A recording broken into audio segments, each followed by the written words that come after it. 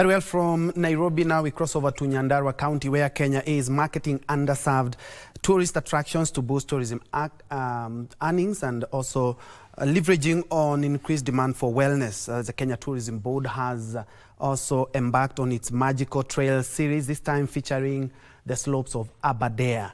Aberdare Magical Trails is a new frontier in ecosystem trusting the counties of Nyeri, Laikipia, Nyandarua, Kiambu and Murang'a family in the adventure map. But now joining us live, as you can see on your screen, from Nyandarua County is Regina Manyara. If you can hear me, kindly give us up to speed with what exactly is happening in the Aberdare. Thank you very much, Troy. Very well, aptly put. Indeed, this is the Aberdare edition of the Magical Trails series at a time when Kenya is targeting to host at least 5 million tourists by the year 2030. One of the strategies that the government, led by its marketing agency, that is the Kenya Tourism Board, has been implementing is focusing on underserved areas, or rather underserved tourist attractions, moving away from the famous coastal line and the Masai Mara to such areas. So today, this is Ol Kalou. A few kilometers ahead of us is Nyahururu, and that's where is going to be our first stop in this particular trail series that is going to be capturing at least 5 counties. The focus on this particular trail is just a blend of tourism, you know, the attractions, including the Mau Mau caves that are in the Aberdare.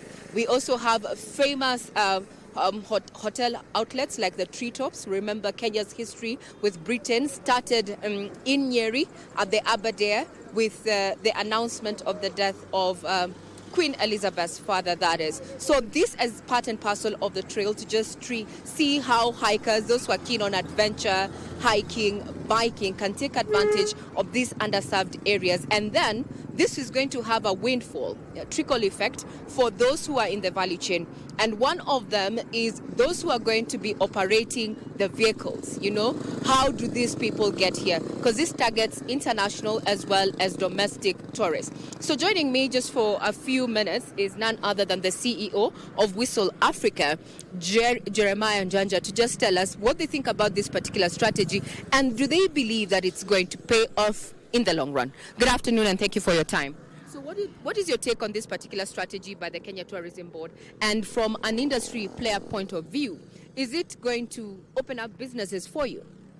Yes, we are very supportive of what Magical Kenya and Kenya Tourism Board are doing. We are behind them. We believe that this strategy is a good product diversification to market Kenya not only as a destination for Masai Mara or the coast, but also as an adventure tourism destination.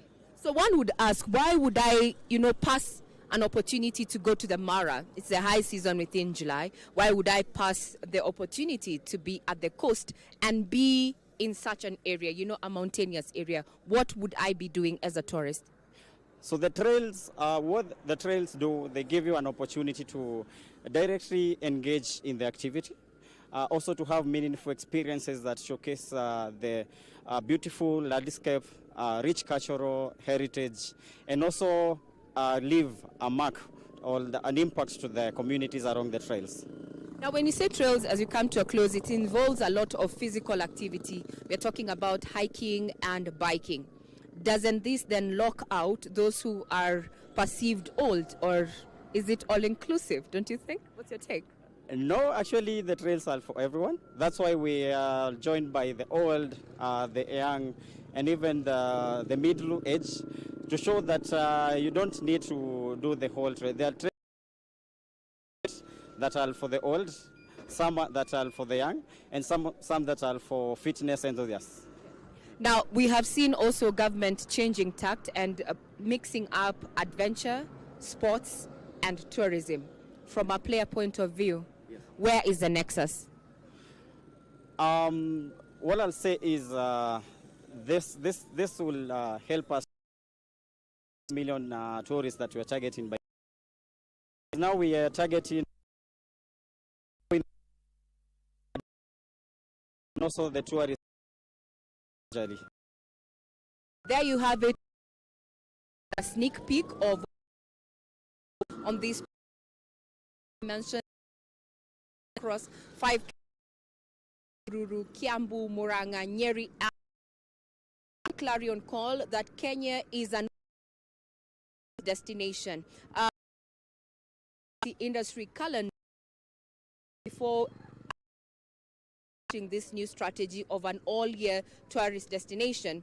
July was considered the high peak because of the wildebeest migration that we are likely to be recording sometime this month. But now it has changed tack amid a lot of uptake and demand for wellness as well as adventure tourism. And also, Kenya is facing competition from the likes of Egypt, South Africa, and Rwanda. And as such, players within this particular sector have opted to diversify in something that would give a little bit more of Kenya, from sampling the food, meeting with the people, walking within Kenya's vast forests and such, for wellness, for nature, and also, as they say, and being embodied with nature gives you a sense of wellness. Now, that's just but a recap. Remember, this particular Trails Troy and those who are watching are going to start officially tomorrow, and we're expecting both international as well as local tourists to be part and parcel of the hiking and the biking. And the main attraction is going to be climbing to the highest point of the Aberdare slopes that is referred to as Satima, and those who are in the industry refer to it as a crown jewel. We'll hope to make it there. Back to you, Broadcasting House. Thank you so much. That's what has been my colleague Ray Manyara there. That's breaking it down for us in regards to the Magical Trails. That is an endeavor of the government through the Kenya Tourist Board. And what has really caught my eye and ear as well is the 5 million tourists by 2030. That's about 5 years. But works have already started. As you have heard, that 5 counties have already been earmarked for the Magical Trails. And you just can imagine what it's going to do to the economies of that. The second thing that has really caught me is the Mau Mau caves in the Aberdares. We only read them in books, but this is a good opportunity for Kenyans as well to boost domestic tourism as well.